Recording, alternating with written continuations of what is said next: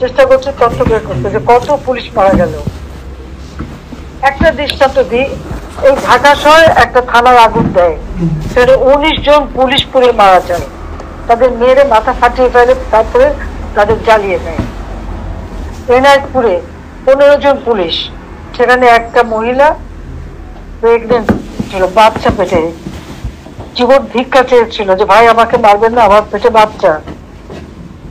এরা এরা কি ধরনের মানুষ, তাদেরকে পিঠে পিঠে মেরে ফেলে দেয়। নরসিংদী জেলের কথা সবার জানা আছে, জেল আক্রমণ করে এইভাবে।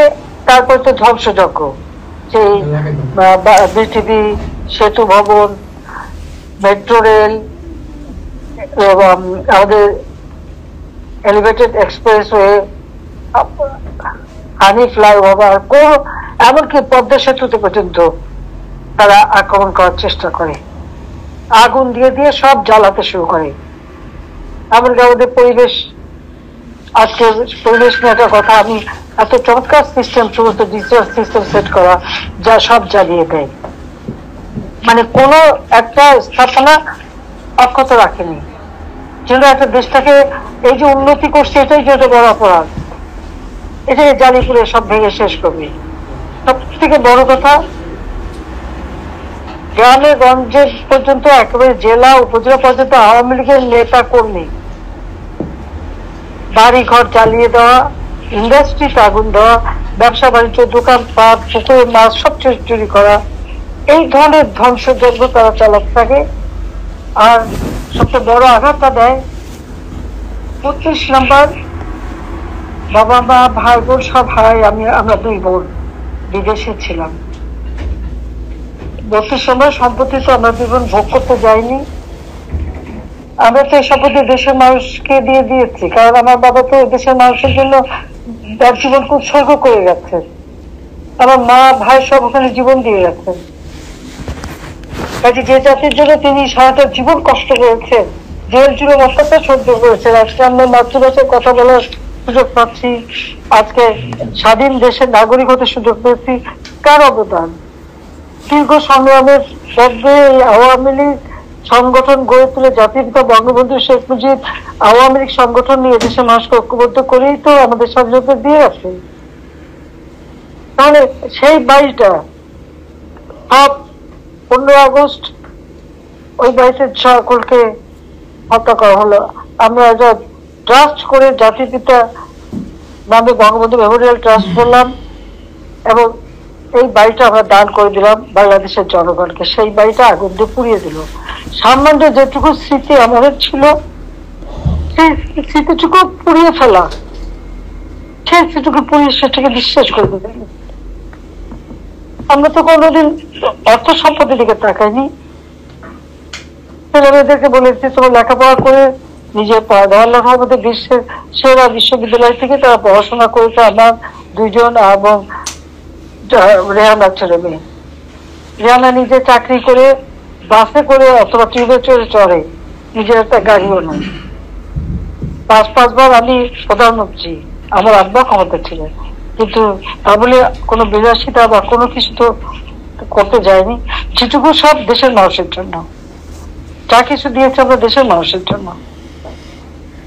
যেখানে বাংলাদেশটাকে উন্নত করে নিয়ে আসলাম, স্বল্পোন্নত দেশ থেকে উন্নয়নশীল দেশের মর্যাদা এনে দিলাম, তাহলে পদত্যাগ কেন করতে হবে?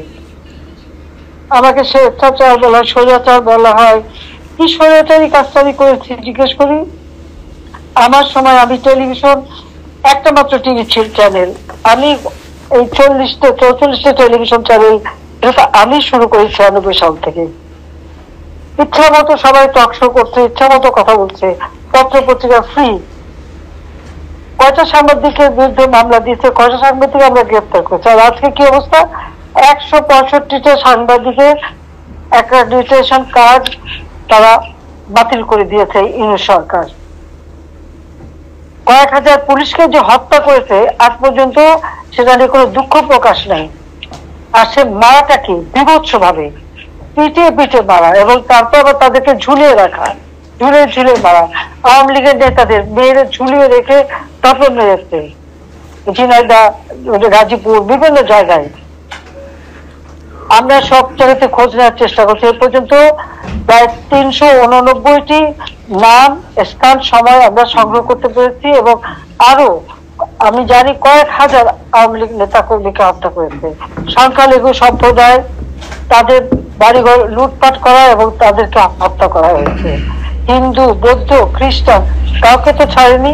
11টা গির্জা তারা ভাঙছে, আক্রমণ করছে, প্যাগোডা ভেঙে দিয়েছে, আক্রমণ করছে, মন্দির ভেঙেছে, আক্রমণ করছে, মসজিদ, দরগা শরীফ, মাজার, যে মাজারগুলি পর্যন্ত আক্রমণ করে সেগুলি পর্যন্ত ভেঙেছে।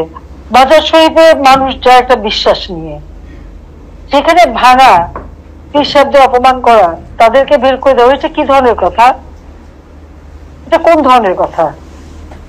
মানে মনে হয় যেন হচ্ছে ধ্বংস করাটাই হচ্ছে এদের কাজ ছিল, আর অন্য কোনো কাজ নেই। তার উপর প্রধান বিচারপতি এবং সেই উচ্চ আদালতের বিচারপতিদের লাঠি দিয়ে, এই ছেলে পেলে লেলিয়ে দিয়ে তাদেরকে অপমান করা, নির্বাচন কমিশনকে অপমান করা, বাংলাদেশের যে হিউম্যান রাইটস কমিশন সেটাকে অপমান করে সবাইকে, এবং পাবলিক সার্ভিস কমিশন সব অপমান করে সবাইকে পদত্যাগে বাধ্য করা হয়েছে। সংবিধিবদ্ধ সংস্থা, ব্যাংক, সমস্ত পরিচালনা পর্ষদ বাতিল করে দিয়ে তারা নতুন ভাবে দলীয়করণ করে দিয়েছে।